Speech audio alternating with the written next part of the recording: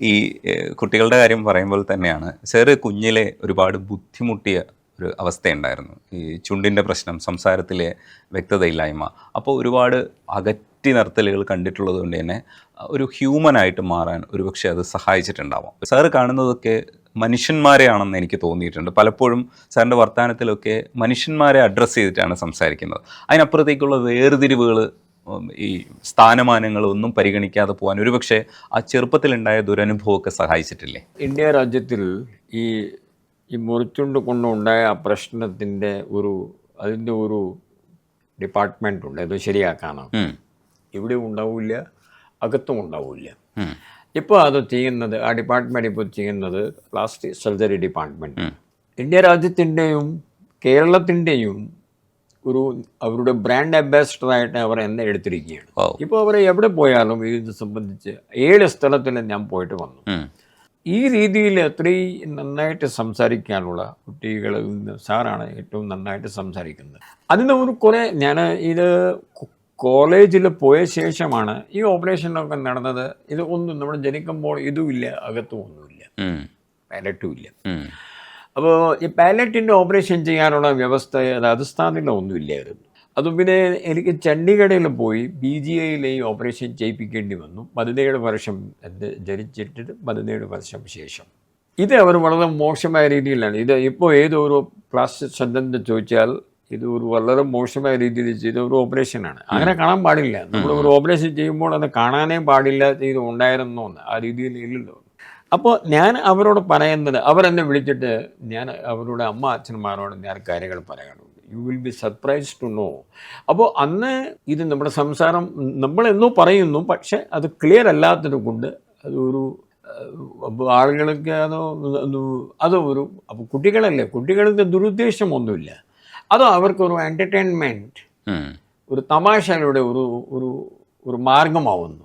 അപ്പോൾ എന്നോട് വീണ്ടും സംസാരിക്കാൻ പറയും, ഞാൻ എന്തോ പറയും, അവരത് ചിരിക്കും. ഇത് നമ്മൾ വർഷങ്ങളായിട്ട് നമ്മളെ കണ്ടതാണ്. അപ്പോൾ അവർ നമ്മളോട് കളിയാക്കുന്നു, കുറേ നമുക്ക് വേദന ഉണ്ടാവുന്നു. അമ്മനോട് പോയി പറഞ്ഞു, അമ്മ പറഞ്ഞു നിങ്ങളത് കാര്യമാക്കേണ്ട, നിങ്ങൾ എന്ത് ഒരു പൊന്നാരം കുട്ടിയല്ലേ, I love you so much.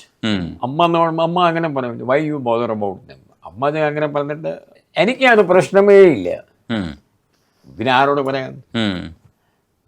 Father കാണുന്നൊന്നുമില്ല, ഈ വാസ് ഓൾവേസ് ഇൻ സർവീസ്. അപ്പോൾ നമ്മൾ സഹിച്ചു.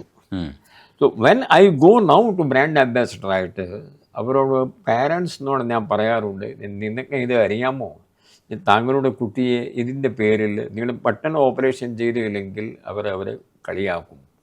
അപ്പോൾ ഒരു അമ്മ എന്നോട് പിന്നെ ഒരു ദിവസം ചെയ്തിട്ട് ഫോൺ ചെയ്ത് എന്നോട് പറഞ്ഞു, സാറേ ഇത് ഒരു പുതിയ അറിവായിരുന്നല്ലോ. എൻ്റെ മകളെ സാറ് പറഞ്ഞ ശേഷമാണ് ഞാൻ എൻ്റെ മകളെ ചോദിച്ചത്, അവരെ നിന്നെ കളിയാക്കാനുണ്ടോ, എല്ലാം കളിയാക്കാനുണ്ട്. ഇതുവരെ ഞങ്ങൾ ചോദിച്ചിട്ടുമില്ല, അവർ ഞങ്ങളോട് പറഞ്ഞിട്ടുമില്ല. അപ്പോൾ ഇത് എല്ലാ ആളുകൾക്കും കേൾക്കാനുള്ള കാര്യമാണ്. നമ്മുടെ ശരീരത്തിൽ എന്തു പ്രശ്നമുണ്ടായാലും, നമ്മളെ ഒന്നുമില്ലെങ്കിൽ പെൺകുട്ടികളിൽ നിറം പോലെ അത്രയും നല്ലതായില്ലെങ്കിലും അവരുടെ കൂടെയുള്ള പെൺകുട്ടികൾ അവരെ കളിയാക്കുന്നുണ്ട്. ഇതിനകത്ത് മറച്ചു വെക്കാനൊന്നുമില്ല.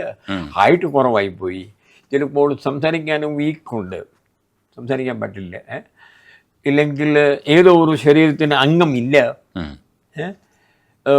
പിന്നെ സംസാരിക്കുമ്പോൾ സംസാരം അത്രയും ക്ലിയർ അല്ല.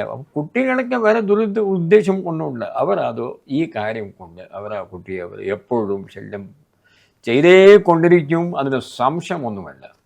നമ്മൾ അനുഭവം കൊണ്ട് ഞാൻ പറയുകയാണ്. അത് ഉണ്ടാവാൻ പാടില്ല. അത് അന്നത്തെ കാലം കഴിഞ്ഞു. അതുകൊണ്ടെങ്കിൽ അത് പാരൻസ് അത് കുട്ടീനോട് ആദ്യത്തെ ചോദിക്കേണ്ടത്, നിങ്ങളെ കുട്ടീനോട് ചോദിച്ചാൽ കുട്ടി പറയും, നിന്നെ ഇതിൻ്റെ പേരിൽ ആരും നിന്നെ ശല്യപ്പെടുത്തുന്നുണ്ടോ, കളിയാക്കുന്നുണ്ടോ ഉണ്ടെങ്കിൽ ആ കാര്യം. കാരണം ഇത് മാനസികമായിട്ട് ഞങ്ങൾ തകർന്നു പോവാണ്. ആ കുട്ടി ആത്മഹത്യ വരെ ചിലപ്പോൾ ഞങ്ങൾക്ക് എനിക്ക് കൂടുതൽ ശല്യമാകുമ്പോൾ പിന്നെ ഞാൻ അവിടെ കരയും. അപ്പോൾ കരയുമ്പോൾ ഒട്ടേക്ക് ഒന്ന് ആലോചിച്ചു, ഒന്ന് മുറിയിൽ ഇവന്മാരെല്ലാം നമ്മൾ കളിയാക്കിയിട്ട് അവരെല്ലാം പോയി, നമ്മൾ ആ മുറിയിലോട്ടൊക്കെ ഇരിക്കുന്നു. അപ്പോൾ ഭയങ്കര കരച്ചിലും, നമ്മൾ തന്നെ കരയുന്നു. ചോദിക്കാൻ നമ്മുടെ ആരും ഇല്ല, നിങ്ങൾ എന്തിനു കരയുന്നതിനും പറഞ്ഞിട്ട്. ആ സമയത്തിൽ നമുക്ക് ഇതിനേക്കാൾ ഭേദം നമ്മൾ മരിക്കാനല്ലേ നല്ലത് ചിലപ്പോൾ തോന്നിച്ചു പോകാം. ആ അവസ്ഥ ഇനിയും മാറിയിട്ടില്ല. പക്ഷേ ഇതിനെതിരായിട്ട് നടപടി തുടങ്ങാനുള്ള സമയം അതിക്രമിച്ചിരിക്കുന്നു. പാരൻസും അത് അനുവദിക്കാൻ പാടില്ല. പാരൻസ് കുട്ടിയെ ചോദിച്ചാൽ മനസ്സിലാക്കി വന്ന് ഹെഡ് മാസ്റ്ററിനെ പറയണം. ആ കുട്ടി ആരെ ശല്യം ചെയ്യുന്ന അവരെ വിളിപ്പിച്ചിട്ട് അവരെ താക്കീത് ചെയ്യണം.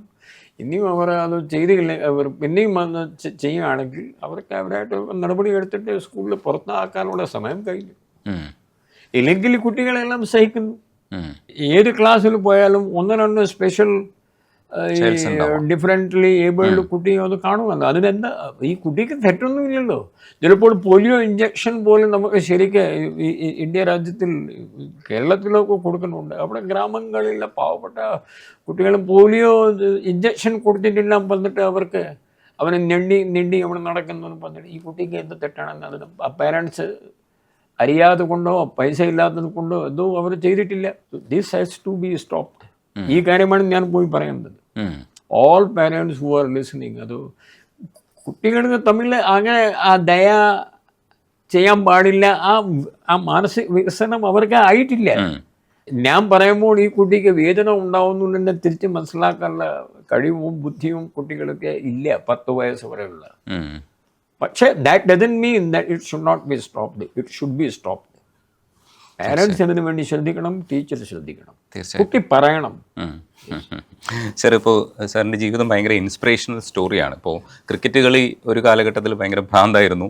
ആ സമയത്ത് അതിനകത്ത് നിന്ന് മാറി പിന്നീട് സിവിൽ സർവീസിലേക്ക് എഴുതാമെന്നൊക്കെ വിചാരിക്കുമ്പോഴും അന്ന് കോൺഫിഡൻസ് ഒന്നും അത്ര ഉണ്ടായിരുന്നില്ല. എഴുതി നോക്കാം എന്നുള്ള അർത്ഥത്തിൽ എഴുതിയതാണ്, പക്ഷേ അതിനകത്ത് ക്ലിക്കാവുന്നു. ആ സമയത്തും പെർസെൻറ്റേജ് വെച്ച് നോക്കുകയാണെങ്കിൽ 60% ഉള്ളിലായിരുന്നു മാർക്കൊക്കെ എന്ന് പറയുന്നത്. അപ്പോൾ ഇൻ്റലിജൻസ് എന്ന് പറയുന്നത് സത്യത്തിൽ ഈ പഠിപ്പിസ്റ്റുകൾക്ക് ഉണ്ടാവാൻ ഉള്ളൊരു ഗുണമായിട്ട് തോന്നണില്ല. ഇപ്പോൾ ഇൻ്റലിജൻസ് ചിലപ്പോൾ പഠിപ്പിസ്റ്റുകൾക്ക് ഉണ്ടാവണമെന്നുമില്ല, പക്ഷേ ഇൻ്റലിജൻസ് ഇതുമായിട്ട് ആൾക്കാർ വെറുതെ ഇങ്ങനെ കൂട്ടിക്കെട്ടി വെച്ചേക്കുക.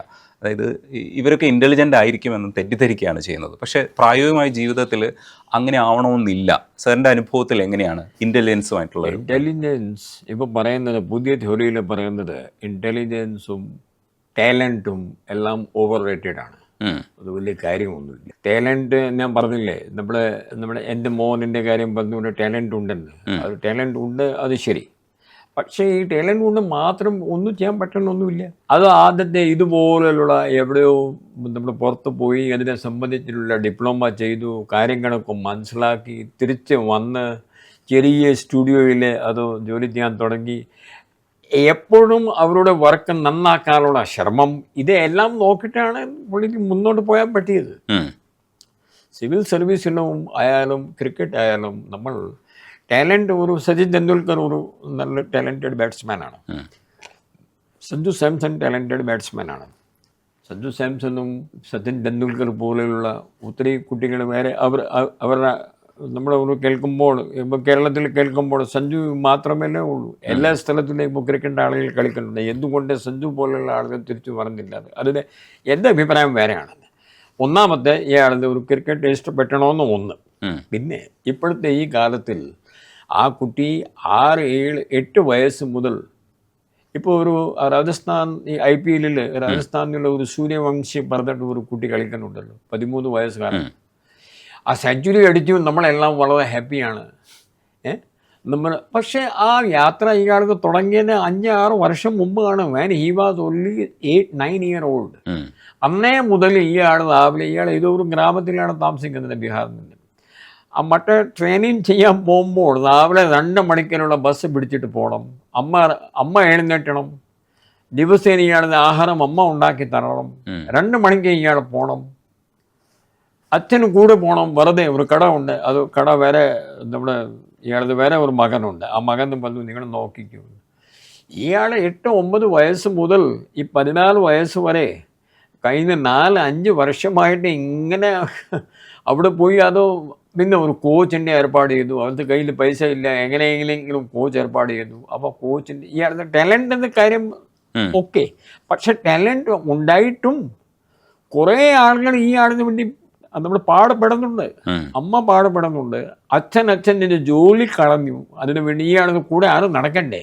Somebody has to take him to another city. അവിടെ പ്രാക്ടീസ് ചെയ്യുമ്പോൾ വെറുതെ ഇരിക്കണം, കിറ്റ് വാങ്ങി കൊടുക്കണം. അപ്പോൾ there are lot of people who are helping that talented boy. വെറും ഒരു ടാലൻ്റ് ആയാലും ഒന്നും ആവാൻ പോകുന്നൊന്നുമില്ല. I'm telling you. അതുപോലെ കാര്യമാണ് സിവിൽ സർവീസിൽ ഒരു ഇൻ്റലിജൻസോ ടാലൻറ്റിൻ്റെ യാതൊരു കാര്യമില്ല. ഇവിടെയാണ് ഹാർഡ് വർക്ക്. അതും 1-2 വർഷത്തിൻ്റെ കണ്ടിന്യൂസ് ഹാർഡ് വർക്കും പിന്നെ ചോദിക്കുകയാണ് എന്താണെന്ന് അതാണ് പഠിക്കേണ്ടത്. അവിടെ ഒരു സിലബസ് ഉണ്ട്. ആ സിലബസ് നന്നായിട്ട് നമ്മൾ എങ്ങനെ പഠിക്കുന്നു എന്നാണ് അതിൻ്റെയാണ് സെലക്ഷൻ. അവിടെ ഇൻ്റലിജൻസിൻ്റെ കാര്യമൊന്നുമില്ല, ടാലൻറ്റിൻ്റെ ഒരു കാര്യമൊന്നുമില്ല. എന്തു ടാലൻറ്റ്? അപ്പോൾ who will write better will pass. ഞങ്ങളും കണ്ടിട്ടുണ്ട്, ഞങ്ങളെക്കാൾ കൂടുതൽ സ്മാർട്ടായ ആള്, നമ്മുടെ സ്മാർട്ട് അങ്ങനെ പറഞ്ഞ പോലെ ഈസ് വെരി ടാലൻറ്റഡ്.